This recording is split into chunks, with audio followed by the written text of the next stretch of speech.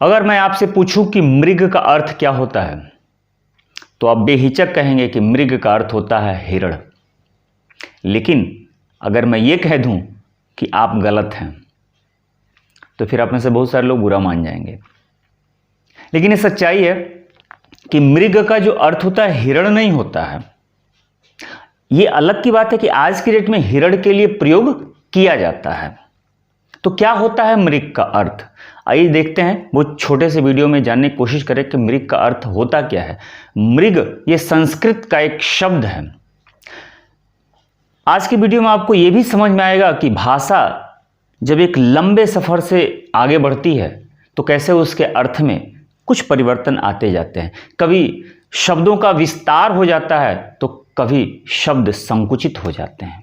कैसे, आइए देखा जाए। मृग का जो शाब्दिक अर्थ होता है, मृग का शाब्दिक अर्थ होता है, अभी आपको एक चीज मैं इतने ढेर सारे शब्द मैं आपको दिखाऊंगा। मृग तृष्णा, मृग मरीचिका, मृग वाहन, ऐसे कुछ बहुत सारे शब्द हैं। आप इसमें देखेंगे कि मृग के कैसे अर्थ बदल जाते हैं, मृग के कितने अर्थ होंगे, अभी इसमें आपको बिल्कुल आसानी से समझ में आ जाएगा।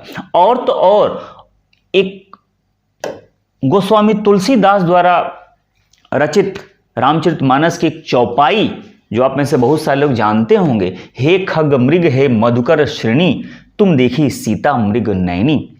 जब इस चौपाई को आप देखेंगे तो आपको और अच्छे से क्लियर हो जाएगा कि मृग का अर्थ क्या होता है।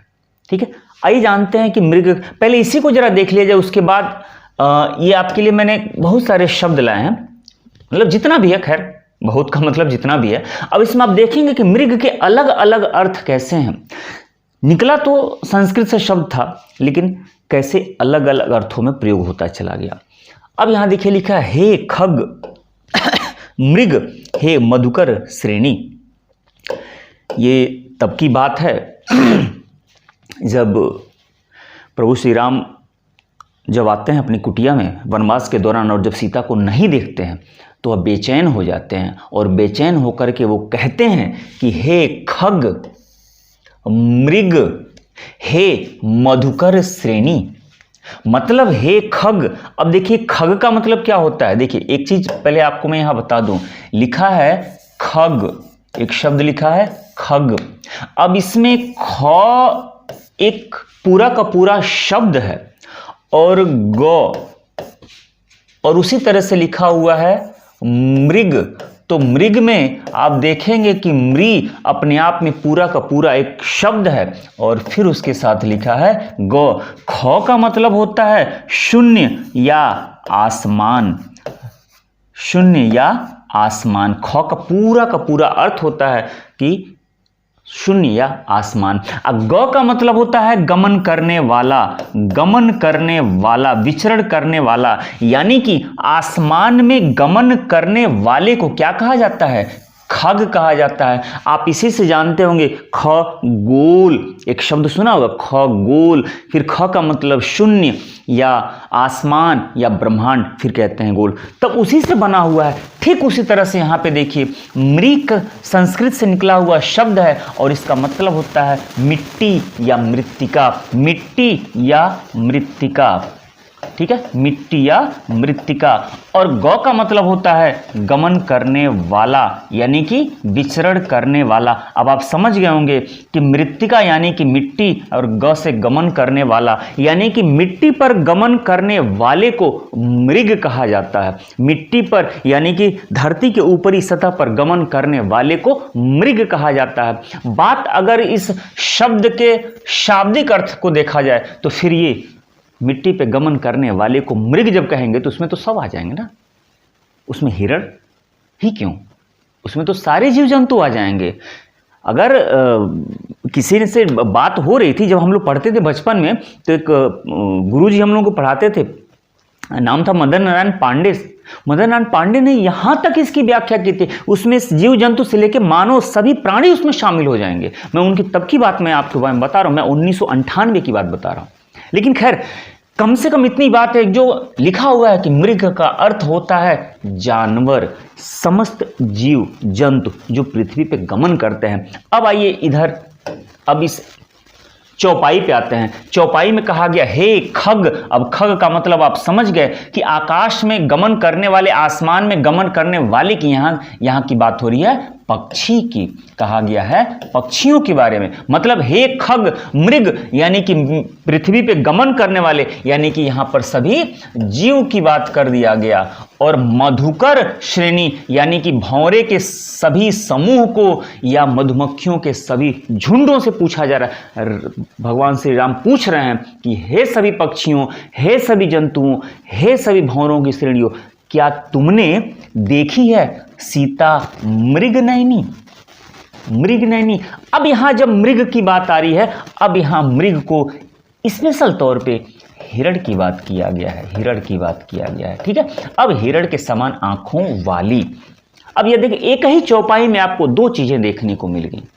मृग का अर्थ समस्त जीव जंतुओं से हो गया, और मृग नयनी जब कह रहे हैं तो यहां पे मृग का अर्थ हिरण से हो गया, ठीक है। लेकिन मूल शब्द ये था, अब भाषा कैसे सिमट करके हिरण तक आ गई। हालांकि आप देखेंगे जब आप मलयालम साहित्य में पढ़ेंगे, मलयालम साहित्य में मृग का अर्थ संकुचित होकर के गाय हो गया है। जैसे अपने यहाँ मृग का अर्थ संकुचित होकर के हिरण में आ गया है, उसी तरह मलयालम में मृग का अर्थ संकुचित होकर के गाय हो गया। लेकिन मृग का अर्थ हिरण नहीं होता है। मृग हिरण को कहते हैं। शाब्दिक अर्थ आप जान गए कि मृग का अर्थ क्या होता है, यानी कि मृग यानी कि सभी जंतु।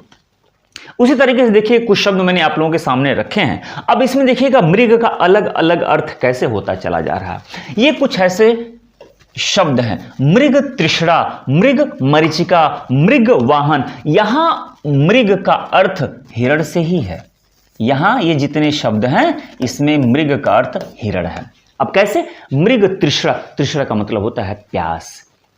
आप जानते हैं कि जब रेगिस्तान में बहुत ज़्यादा धूप होता है तो दूर एक पानी की तरह से झिलमिल करके दिखाई देता है।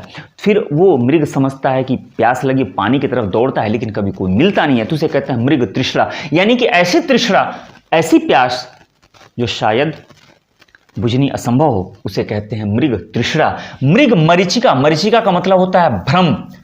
सेम वही चीज़ है, वो रेगिस्तान में आप पानी की तरह से वो दिखाई दे जाए धूप में, या फिर हम लोग रोड पे चल रहे होते हैं, जून जुलाई का जब महीना होता है तो रोड पे कुछ दूर पे पानी की तरह से दिखाई देता है, वो एक भ्रम है, उसको भी कहते हैं मृग मरीचिका। यहाँ पर भी मृग का अर्थ हिरण ही है। वन मृग वाहन, मृग वाहन याद रखिएगा, मृग वाहन जो है यह वायु की पर्यायवाची है।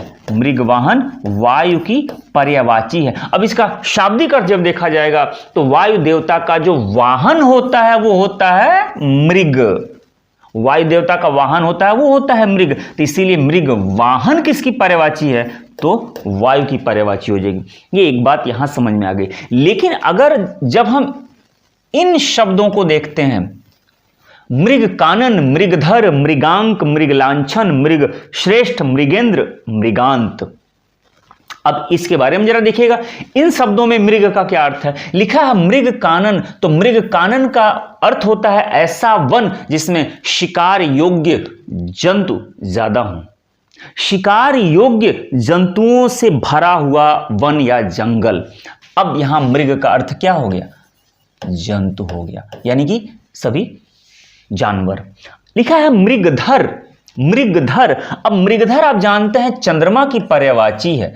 मृगधर जो है वह चंद्रमा की पर्यायवाची है, यानी कि चंद्रमा में जो धब्बा दिखाई देता है वह माना जाता है कि वह किसी जीव जंतु के आकार का है, या जीव जंतु का उस पर अंकन है, ठीक है।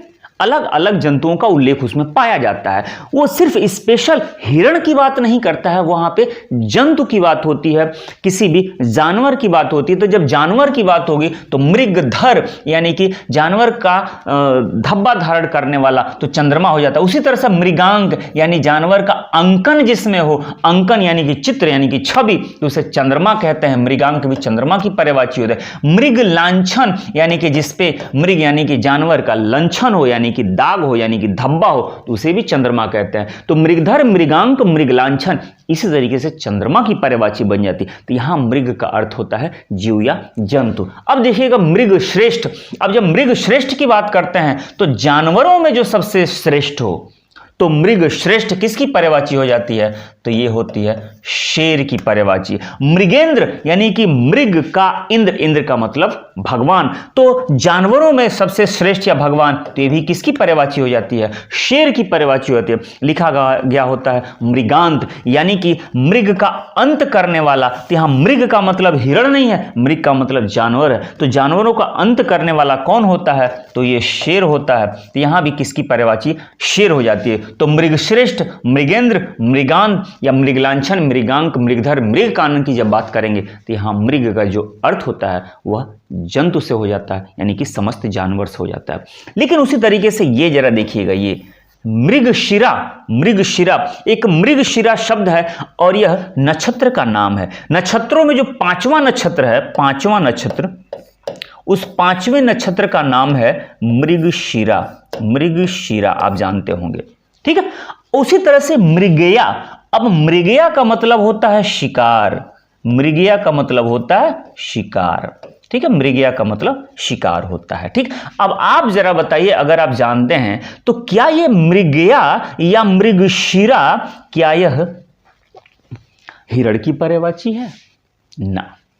आप कमेंट करके बताइए कि यहां मृग का क्या अर्थ है। आप कमेंट करके बताइए, आप कमेंट करेंगे मैं जरूर उसका जवाब दूंगा कि हम मृग का क्या अर्थ है।